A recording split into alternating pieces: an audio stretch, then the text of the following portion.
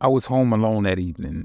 The profound isolation made every creak in the old house feel like an uninvited guest. The television hummed faintly, its dim blue light casting shadows in the living room.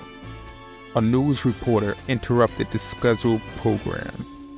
"We have a developing story," the newscaster said, his voice trembling. "A dangerous murderer is at large, and we urge everyone to stay in your homes and lock your doors. Authorities just released a sketch of the suspect." They flashed a sketch of the man. His face was thin, and those eyes. He had eyes, but they were empty, as if he had no soul. I was suddenly drawn to the sliding glass doors that led to the backyard.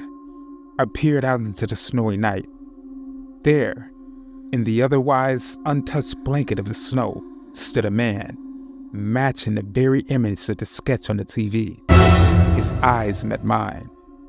I watched in horror as the man began to smile at me.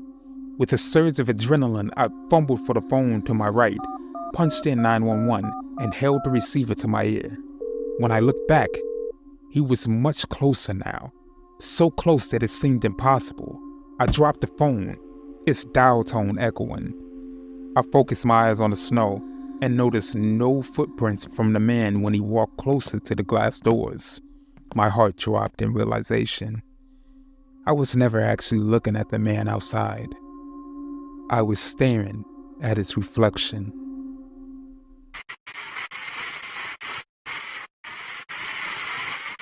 I'm still pretty jarred from this experience, but I figured it would be easier to share than to keep dwelling on this. A few days ago, someone broke into my house while I was asleep.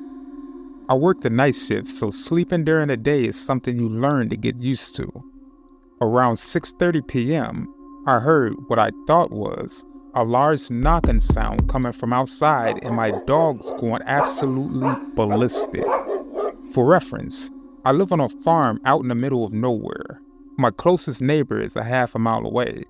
But back to the story. I somewhat wake up, but don't really think anything of it since my neighbors like to shoot their guns, and this was during the hunting seasons. As I started falling back asleep, my heart started fluttering weird, like I knew something wasn't right. That's when I heard loud footsteps throughout the house. The dogs are still barking but started to quiet down. That's when I really began to worry. When I think my dogs will protect me in a time like this, fat chance. The footsteps stop at the other side of my bedroom door and doesn't move. I think this is how I'm going to die. And although I had a weapon in my room, I knew I couldn't get it without being heard. It felt like an eternity before the steps moved around and towards my brother's room. Rustling can be heard loudly through the house and things began thrown. I knew they were in my brother's room. Some of his friends are into seedy situations and I knew it had to be one of them. I heard the footsteps coming back to my door and the doorknob handle moves. I immediately turned my attention towards the door and closed my eyes tight. I hold my mouth to stop from screaming. The door opens, but that's it. Then he leaves as a car drives down the road.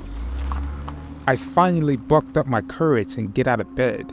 Everything in the house except for my brother's room was undisturbed. I immediately called my brother and asked if any of his friends were coming over. He said not that he knew of, and then that's when I told him what happened. He then got off the phone with me and started making calls around. I went back to bed and noticed that I still had my window cracked from earlier and realized I had my sheet off of me wearing only a t-shirt to bed. If it was who I thought it was, this wasn't a random event. One of my brother's friends has always had eyes for me, and the fact that he saw me sleeping in just a t-shirt makes me freak out. Whether or not he took something out of my brother's room or knew I was home alone sleeping before having to go to work later that night, I don't know. I'll post an update when I hear from my brother. You move out to the country to get away from the activity of the city life and let your guard down. That's when something happens. Sometimes country life isn't so safe. after all.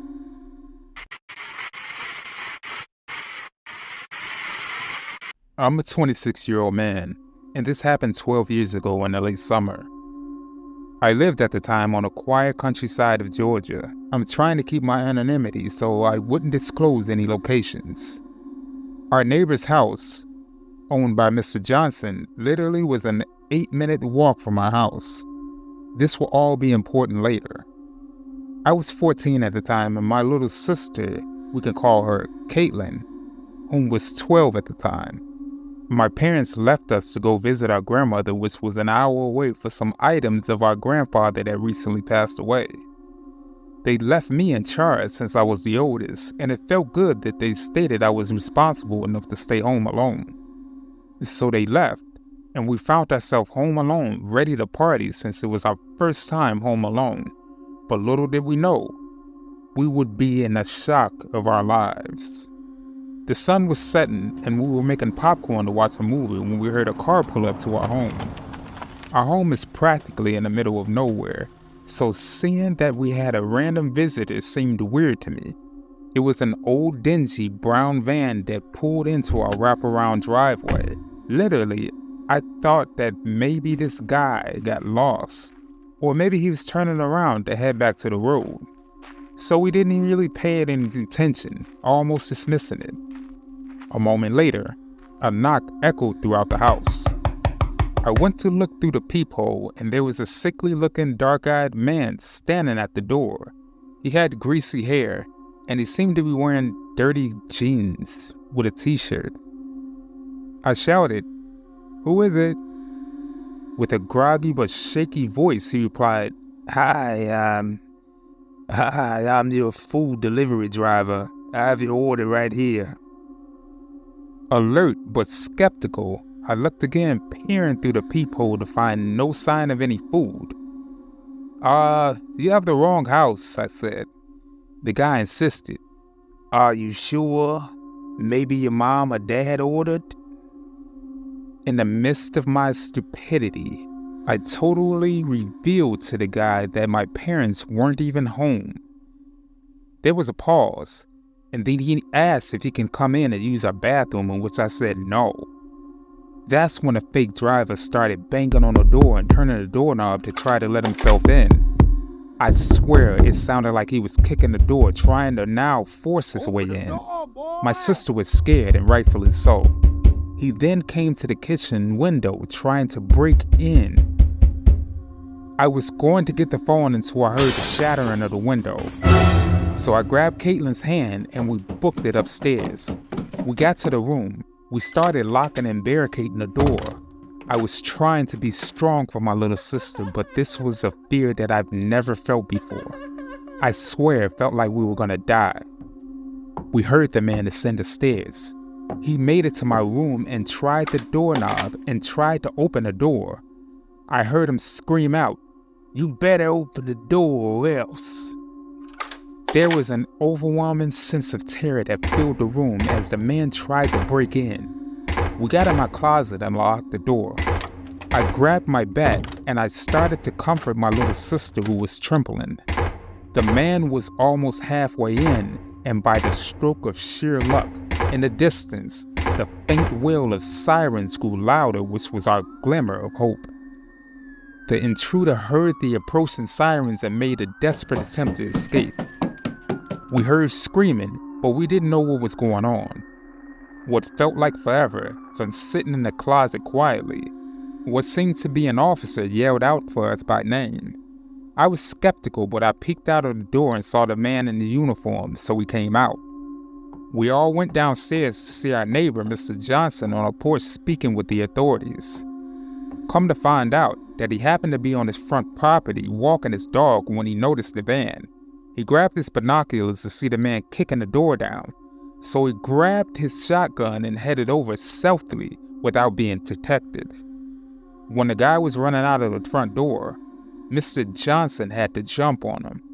He was screaming at him to not move or he'll blow his head off, held him up until the cops arrived. That had to have been the most scariest day of my life, and I'm so thankful for Mr. Johnson for being a nosy neighbor. Because if he wasn't, no telling what would have been in store for me and my sister that night.